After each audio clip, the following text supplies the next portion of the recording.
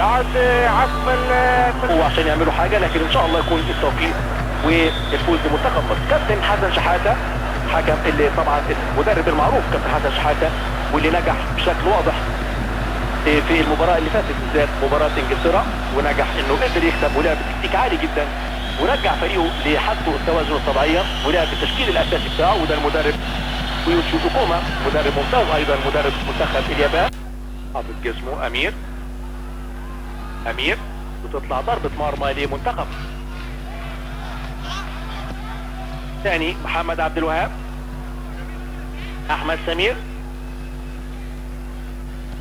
هنشوف طبعا كل اللقطات دي مع كابتن جمال الغندور في صفيرة الحكم.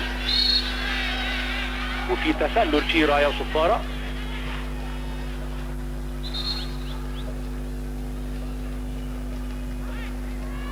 علي صار بيركز منتخب مصر تاني. علي صار بيرجعها لاحمد عاصم، يلعبها احمد عاصم. محمد عبد الوهاب ماشي، محمد يضم لجوه مره تانيه. علي صار وتتقطع الكوره بيخلصها اللاعب هيراياما، وينقلها طويله هيراياما وبيحاول يعدي. خطره حاسب من الله، حطها جوه الجول. مش ممكن، ايه ده؟ ليه يا جماعه؟ ليه كده؟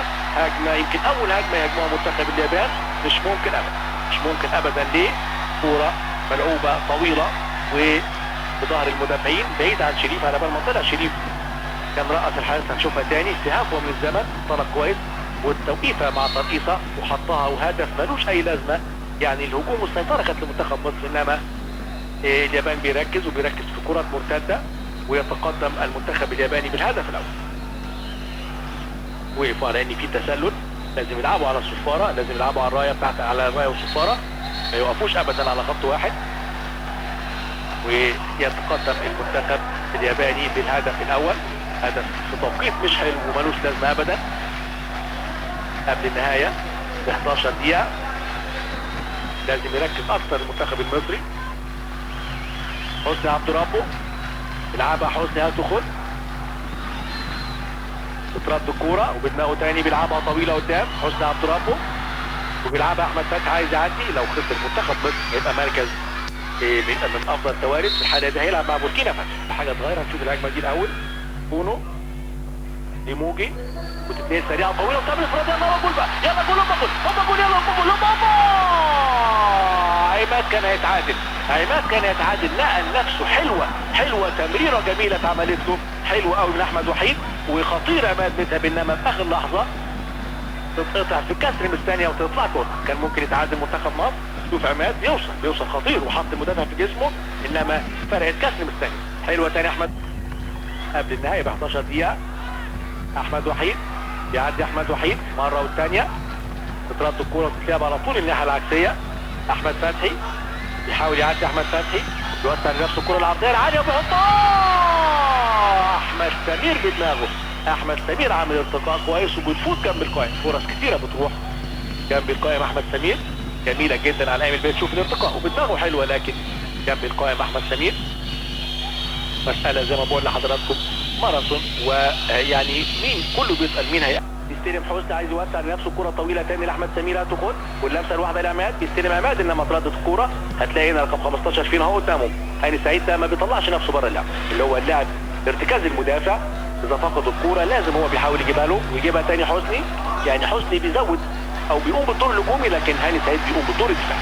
تاني مره حسني عبد ربه بيسلمها، حسني لعماد متعب بالسلام بقى بوشه ويعدي تاني لاحمد فتحي. بيقرب كويس احمد فتحي، هايل النهارده احمد فتحي، ويغير اتجاهاته وبيحاول يعدي تاني احمد فتحي، انما احتفظ بالكوره كتير، مساحات ضيقه وتترد الكوره.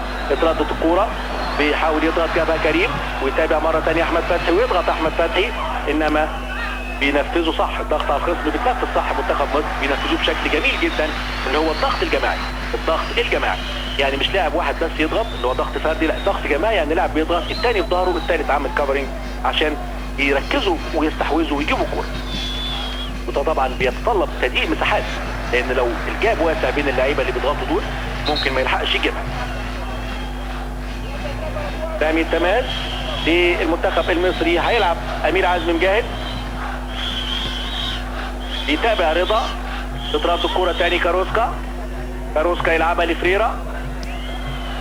هيريرا والكره العاليه تاني، انما رجع احمد فتحي بيهدي اللعب. احمد وصلت لين احمد فتحي وبيسلمها في نص الملعب وبيلعب من الفرمله احمد سمير، انما تترد توصل لمونتيلو. مونتيلو بيلعب كره بينيه، مونتيلو بيحاول يستلم هيريرا وبيعدي هيريرا، انما في دفعه وفاول، فاول لمنتخب الارجنتين. لاعب مونتيلو رقم 18 بيلعب في فريق سان لورينزو الارجنتيني، انما الحيطه واقفه وشريف واقف. كافيناجي يلعبها كافيناجي وتتلعب بعيده خطره وجوه الجول. خطيره الكرات الثابته يا جماعه، خطيره الكرات الثابته، واتعملت بشكل في الزاويه البعيده، زاويه الرؤيه مش باينه لشريف اكرامي، اتعملت في زاويه صعبه رغم انها مش قويه، وهدف يعني مش عايز اقول انما هدف طبعا، هدف ملوش لازمه ابدا، لان حارس المرمى شريف هنا مش شايف الكوره لان الوقفه مش مظبوطه، وهنا زاويه الثلاثه عدت منهم، عدت كمان من كريم، عدت من محمد زياتي، عدت من محمد زياتي. هنا بتبقى المسافه قليله بين شريف وبين الكوره، انما برضه كان في هنشوفها مره ثانيه. شريف بشكل ممتاز جدا المنتخب المصري، تركيز ممتاز، ولكن الهدف يجي ياكد الكلام الحلو اللي بيتعمل. حسني عبد ربه ماشي، حسني بيتابع الكره بينيه، رضا نقل نفسه، رضا هيلف، رضا بقى بوشه، رضا بيدور على عماد بيحاول يعدي رضا، واحد والثاني وعدى رضا وراح لجول وخطره وعماد جدا، بابا جول جول رضا متولي.